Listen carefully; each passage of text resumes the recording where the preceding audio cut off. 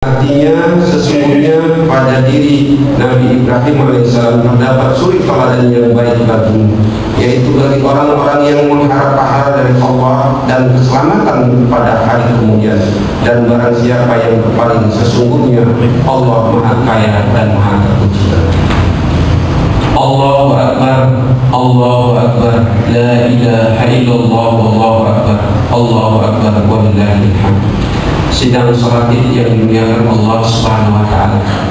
Mari sejenak kita bersyukur kepada Allah Subhanahu wa taala karena kita masih bisa menyelesaikan salat Idul Adha, dan kemudian nantinya bagi kita yang mampu untuk melaksanakan kurban setelah salat Id, kita akan menyembelih hewan kurban kita.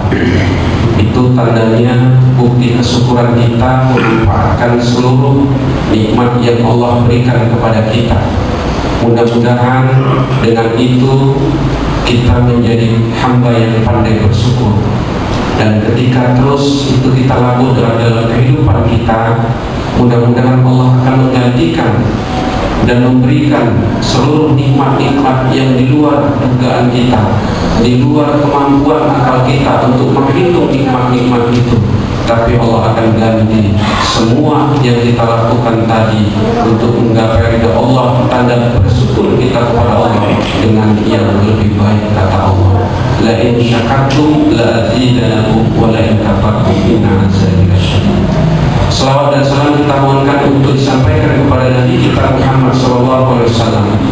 Mudah-mudahan kita istiqomah, karena dengan istiqomah itu kita bisa terhindar dari segala macam problem kehidupan. Dengan istiqomah terhadap Al-Quran dan Sunnah itu kita bisa terhindar dari sebuah ideologi-ideologi yang nanti akan mengacaukan ideologi kita terhadap Al-Quran dan Sunnah itu. Dengan istiqomah itu mudah-mudahan kita terselamatkan dan menjadi ridha Allah Subhanahu wa taala ketika kita istiqomah terhadap Al-Quran dan Sunnah itu, dan mudah-mudahan kita diantarkannya sampai ke surganya Allah Subhanahu wa taala.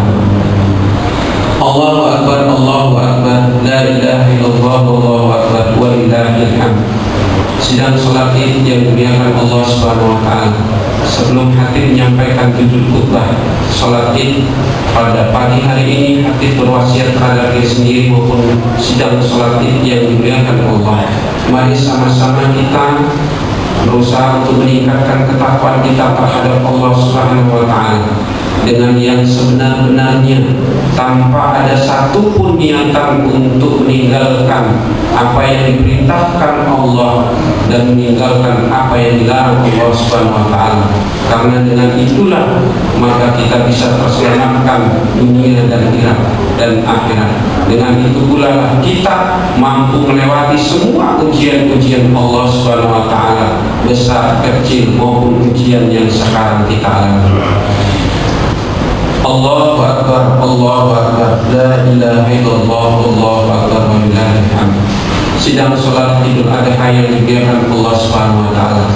Pada pagi hari ini seluruh umat Islam di seluruh penjuru dunia mengumandangkan takbir, tahmid, tahlil, mengagungkan asma Allah, membuktikan bahwa kita masih ingat, bahwa kita masih dekat kepada Allah Subhanahu wa taala. Dan kemudian setelah tahmid dan tahlil kita lakukan, nanti kita akan menyelesaikan rangkaian yang kedua setelah sholat Id, yaitu ibadah kurban. Kalau kita mengingat sebuah peristiwa yang lalu, bahwa ibadah kurban ini adalah sejarah daripada Nabi kita alaihissalam, yaitu Nabi Ibrahim. Tentu ada hikmah yang mau kita ambil, ada pelajaran yang mau kita ambil, ada ibrah yang mau kita ambil. Ibrah itu adalah bagaimana beliau melewati sebuah ujian yang besar, bagaimana beliau bisa melewati ujian yang itu di luar akal manusia, yang mungkin manusia tidak akan pernah menerimanya. Bagaimana bisa beliau mengorbankan seorang anaknya. Secara akal manusia itu tidak bisa diterima akal, secara naluri manusia juga tidak bisa diterima akal, tapi beliau mampu. Inilah yang harus kita ambil ibrahnya. Kenapa beliau mampu untuk melewati sebuah ujian? Pasti ada pelajaran yang kita ambil. Bukan Nabi Ibrahim saja, bagaimana dengan Nabi Ayub?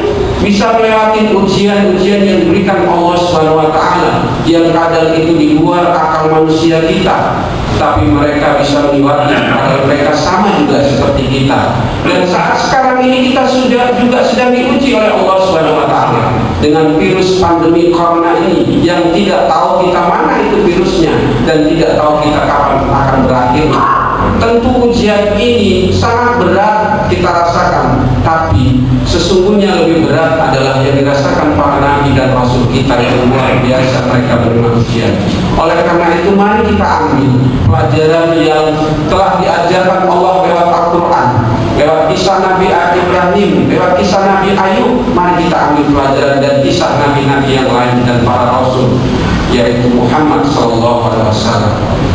Apa ibrah yang bisa kita ambil dari pelajaran itu untuk melewati ujian kita yang diuji Allah pada saat sekarang ini? Karena semua ujian yang diberikan Allah itu tentu untuk kebaikan kita, bukan untuk keburukan Allah memberikan itu.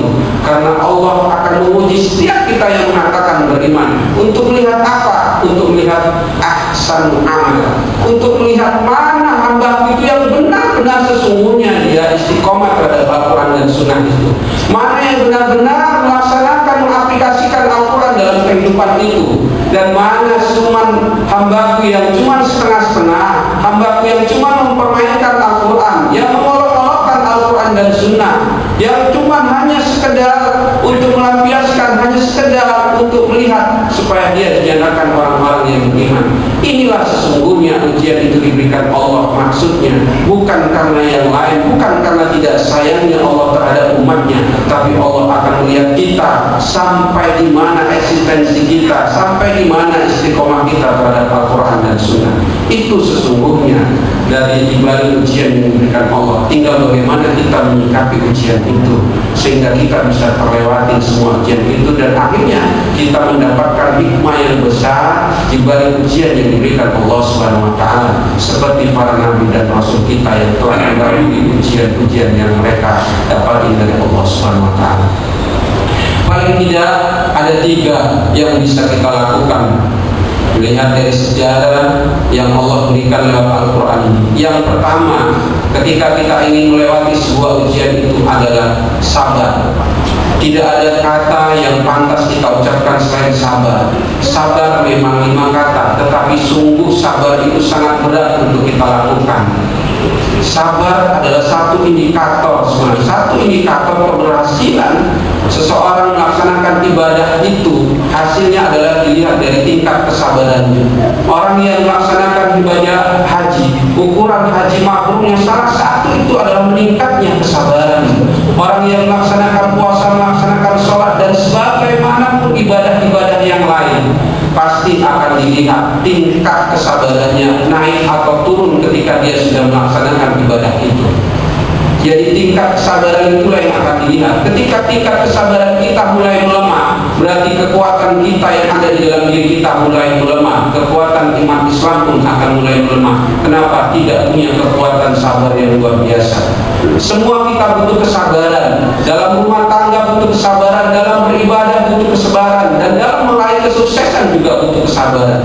Tidak ada kunci kesuksesan dan kebahagiaan dunia akhirat tanpa kesabaran. Oleh karena itu Allah memperingatkan kita dalam Quran, dalam surah Al-Anfal ayat 46, wasbir innallaha ma'as sabirin. Bersabarlah, sesungguhnya Allah beserta orang-orang yang sabar.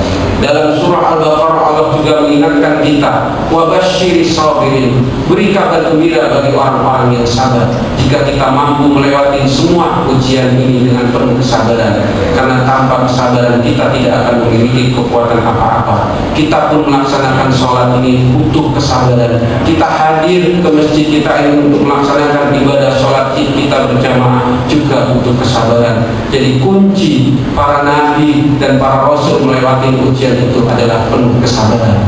Itu yang pertama. Allahu Akbar, Allahu Akbar, la ilaha illallah, wallahu akbar, Allahu Akbar, walillahil hamd.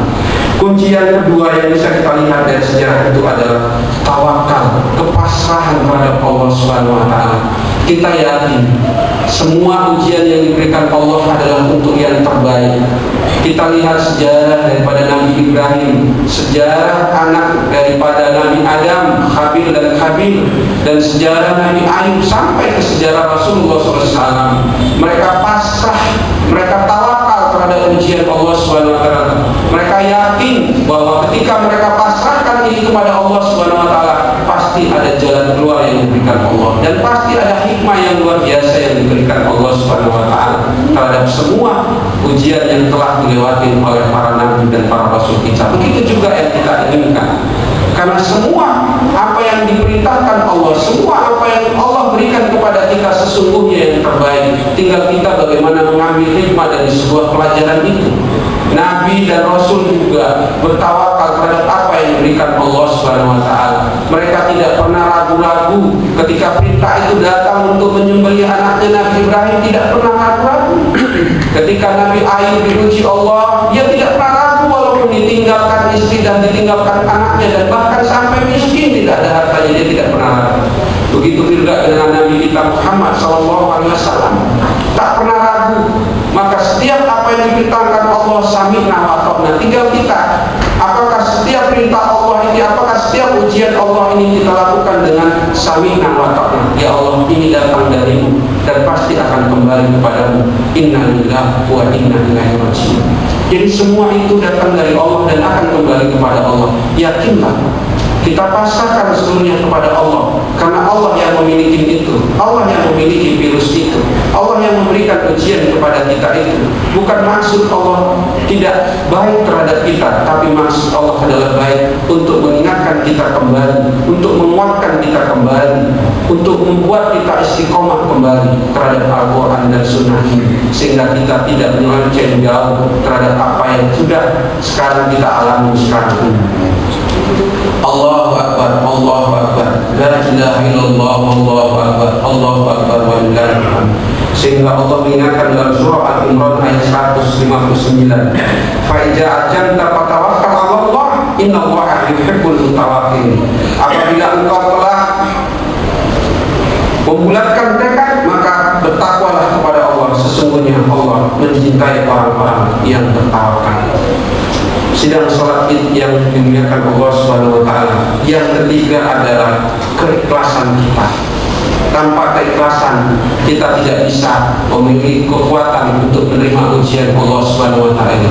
Mari kita ikhlas terhadap apa yang ditentukan Allah terhadap kita, karena semua musibah kata Allah pasti dengan izinnya Allah Subhanahu wa taala. Tidak ada tanpa izin Allah Subhanahu wa taala. Yang menimpa siapapun itu, yang menimpa makhluk apapun itu, semua adalah dengan izin Allah Subhanahu wa taala. Kita tidak perlu takutin, kita tidak perlu khawatir yang berlebihan terhadap virus corona ini. Tapi yang perlu kita waspadai adalah kita tetap berwaspada, kita tetap berhati-hati, kita tetap mengikuti semua aturan protokol, dan kita semua tetap mengikuti yang utama adalah Al-Quran dan Sunnah, bagaimana menuntun kita untuk melewati musibah itu. Sesungguhnya sudah ada di dalam Al-Quran dan Sunnah itu bagaimana kita dituntun untuk melewati semua musibah ujian itu. Tidak mesti protokol kesehatan itu, justru kita sudah melaksanakan jauh protokol kesehatan itu.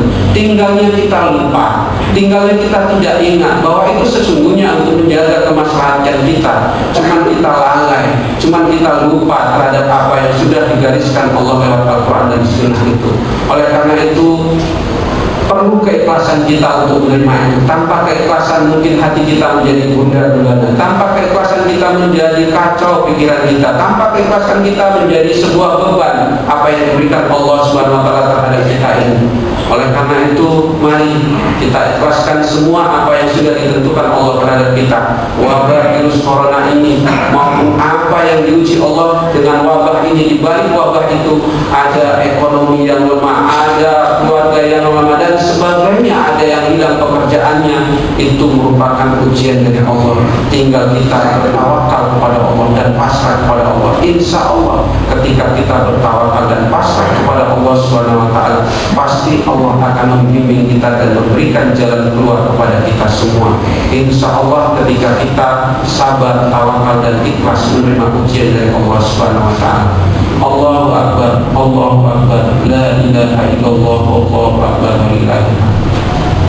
Sidang sholat id yang dimuliakan Allah, kesimpulannya adalah bahwa semua rangkaian ibadah yang diberikan Allah kepada kita adalah untuk mendekatkan kita, untuk melakukan hubungan kita lebih dekat kepada Allah dan kepada manusia, yaitu hubungan vertikal dan hubungan horizontal. Apapun yang kita lakukan daripada aplikasi nilai ibadah itu pasti tidak pernah keluar dari hubungan kita terhadap Allah dan hubungan kita terhadap manusia. Dan sekarang pun yang kita lakukan itu ibadah sholat id dan ibadah kurban juga adalah untuk menguatkan kita, tanda bukti kita lebih mendekatkan diri kepada Allah Subhanahu wa Ta'ala dengan sholat id dan berkurban untuk membagi sebagian dari hewan kurban itu. Dan ketika kita berkurban berarti kita telah melepaskan sesungguhnya nafsu-nafsu yang kurang baik dalam diri kita, nafsu-nafsu yang kurang cocok dalam diri kita, nafsu-nafsu yang tidak terpuji dalam diri kita seharusnya sudah terlepas dengan begitu disembelihnya hewan kurban kita. Bukan justru sebaliknya kita menjadi orang-orang yang serakah yang ikut berkurban, bukan menjadi orang-orang yang tamak yang harus mengambil semua yang kita kurbankan, tapi justru sebenarnya kita menjadi orang-orang yang melepaskan semua nafsu-nafsu yang kurang baik dalam diri kita. Itulah makna, itulah kunci daripada semua ibadah adalah untuk hubungan baik, menguatkan hubungan baik kita terhadap Allah dan hubungan baik terhadap manusia.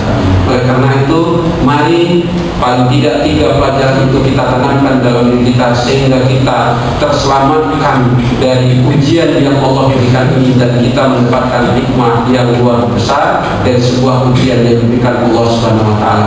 Mari kita tutup khutbah kita ini dengan sembari berdoa kepada Allah Subhanahu wa Ta'ala. Inna Allah malaikatahu yusholluna 'alan nabi ya ayyuhalladzina amanu shollu 'alaihi wa sallimu taslima. Allahumma sholli 'ala Muhammad wa 'ala ali Muhammad.